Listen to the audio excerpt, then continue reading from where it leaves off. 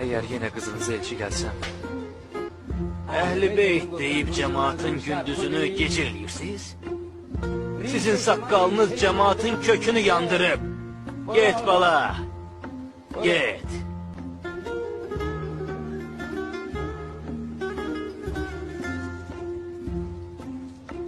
la ilahe illallah. Selamun aleyküm. Aleykümselam. Yenə gəldin. Üzümdəki izin rəngi qaçıb. Hələ üstəlik bu tərəf qalıb.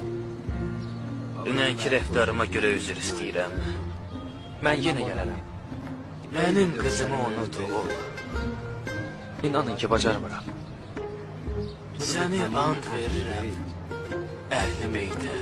Siz Allah'a and vermeyin cənab Hocəstə. Siz Allah'a and vermeyin.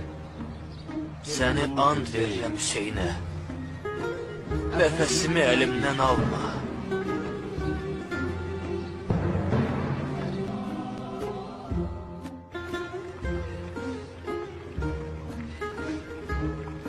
Sənə yalvarıram. İmam Hüseyin eşqinə. Get nəfəs, qoyma andımsına.